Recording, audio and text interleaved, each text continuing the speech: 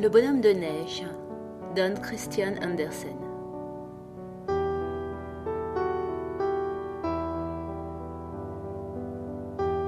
Quel beau froid il fait aujourd'hui, dit le bonhomme de neige. Tout mon corps en craque de plaisir, et ce vent cinglant comme il vous fouette agréablement. Puis de l'autre côté, ce globe de feu qui me regarde tout béat.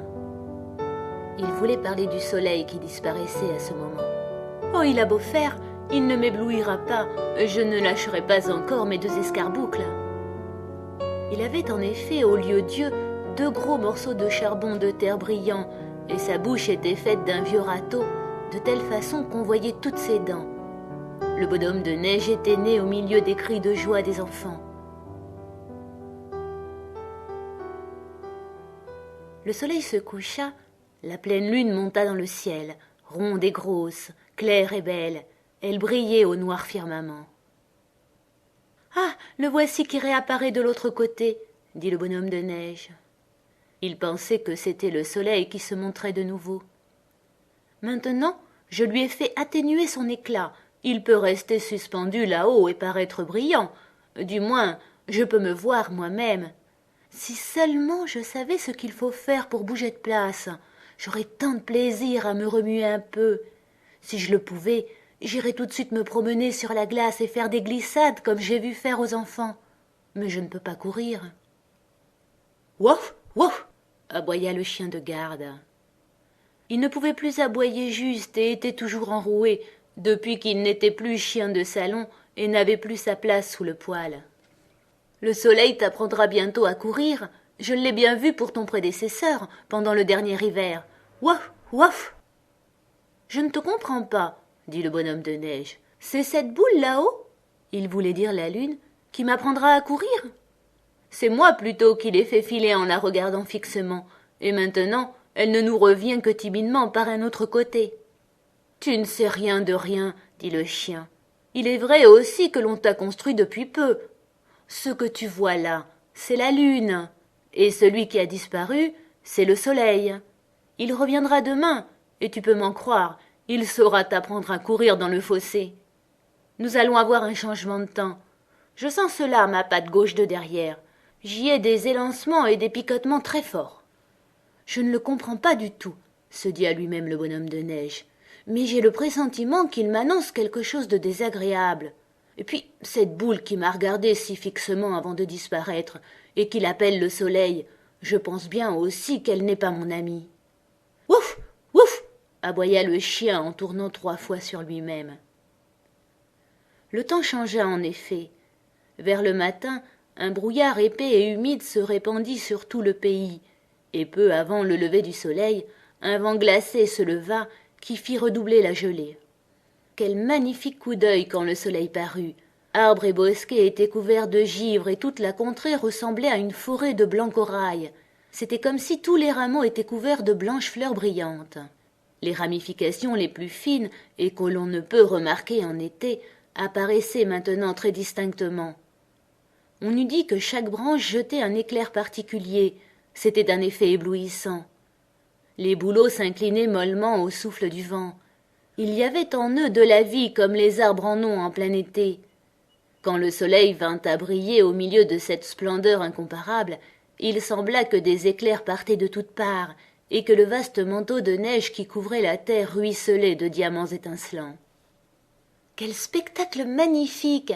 s'écria une jeune fille qui se promenait dans le jardin avec un jeune homme. Ils s'arrêtèrent près du bonhomme de neige et regardèrent les arbres qui étincelaient. Même en été, on ne voit rien de plus beau. Surtout, on ne peut pas rencontrer un pareil gaillard, répondit le jeune homme en désignant le bonhomme de neige. Il est parfait. Qui était-ce? Demanda le bonhomme de neige au chien de garde.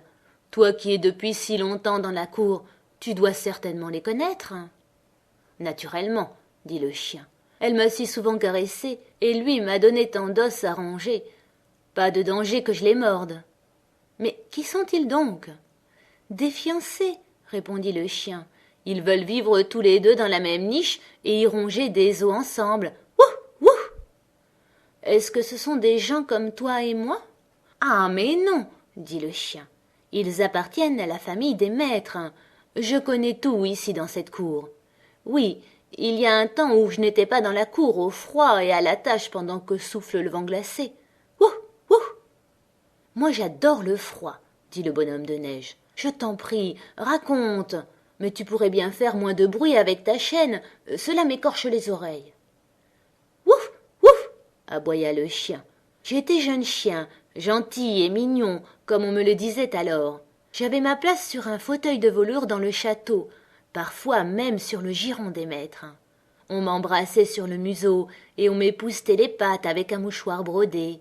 On m'appelait chérie. Mais je devins grand et l'on me donna la femme de ménage. J'allais demeurer dans le cellier. Tiens, d'où tu es, tu peux en voir l'intérieur. Dans cette chambre, je devins le maître. Oui, je fus le maître chez la femme de ménage. C'était moins luxueux que dans les appartements du dessus, mais ce n'en était que plus agréable. Les enfants ne venaient pas constamment me tirailler et me tarabuster comme là-haut.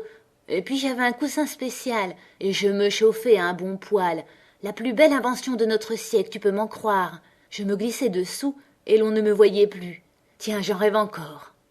Est-ce donc quelque chose de si beau qu'un poêle? Reprit le bonhomme de neige après un instant de réflexion. Non, non, tout au contraire, c'est tout noir avec un long cou et un cercle en cuivre. Il mange du bois au point que le feu lui en sort par la bouche. Il faut se mettre au-dessus, ou au-dessous, ou à côté, et alors rien de plus agréable. Du reste, regarde par la fenêtre, tu l'apercevras.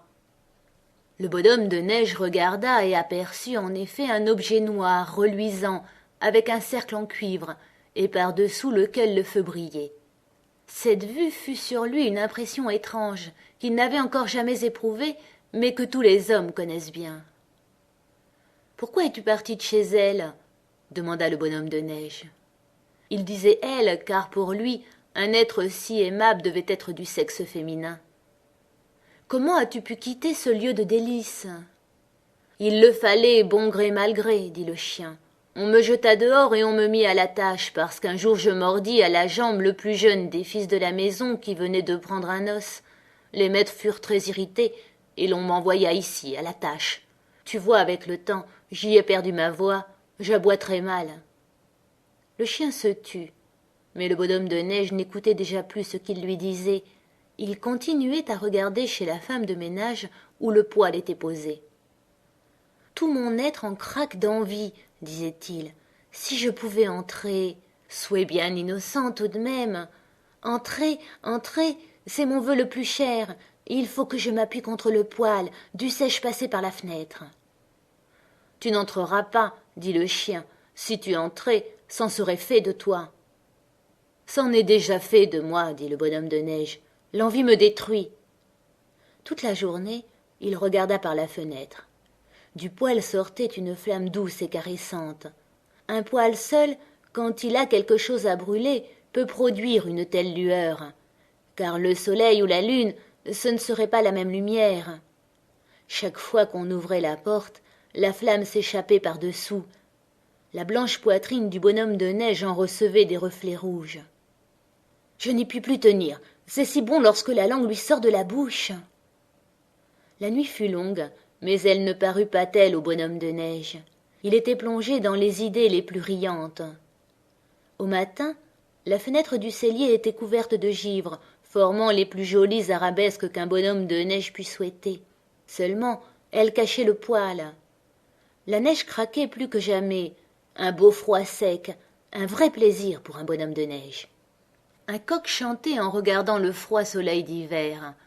Au loin dans la campagne, on entendait résonner la terre gelée sous les pas des chevaux s'en allant au labour, pendant que le conducteur faisait gaiement claquer son fouet en chantant quelques rondes campagnardes que répétait après lui l'écho de la colline voisine. Et pourtant, le bonhomme de neige n'était pas gai. Il aurait dû l'être, mais il ne l'était pas. Aussi, quand tout concourt à réaliser nos souhaits, nous cherchons dans l'impossible et l'inattendu ce qui pourrait arriver pour troubler notre repos. Il semble que le bonheur n'est pas dans ce que l'on a la satisfaction de posséder, mais tout au contraire dans l'imprévu d'où peut souvent sortir notre malheur. C'est pour cela que le bonhomme de neige ne pouvait se défendre d'un ardent désir de voir le poêle, lui l'homme du froid auquel la chaleur pouvait être si désastreuse. Et ses deux gros yeux de charbon de terre restaient fixés immuablement sur le poêle qui continuait à brûler sans se douter de l'attention attendrie dont il était l'objet. Mauvaise maladie pour un bonhomme de neige, pensait le chien. Ouah, ouah, nous allons encore avoir un changement de temps. Et cela arriva en effet. Ce fut un dégel. Et plus le dégel grandissait, plus le bonhomme de neige diminuait. Il ne disait rien, il ne se plaignait pas. C'était mauvais signe. Un matin, il tomba en morceaux, et il ne resta de lui qu'une espèce de manche à balai. Les enfants l'avaient planté en terre et avaient construit autour leur bonhomme de neige. « Je comprends maintenant son envie, » dit le chien. « C'est ce qu'il avait dans le corps qui le tourmentait ainsi. Ouah, ouah !» Bien après, l'hiver disparut à son tour. « Ouah, ouah !» aboyait le chien. Personne ne pensait plus au bonhomme de neige.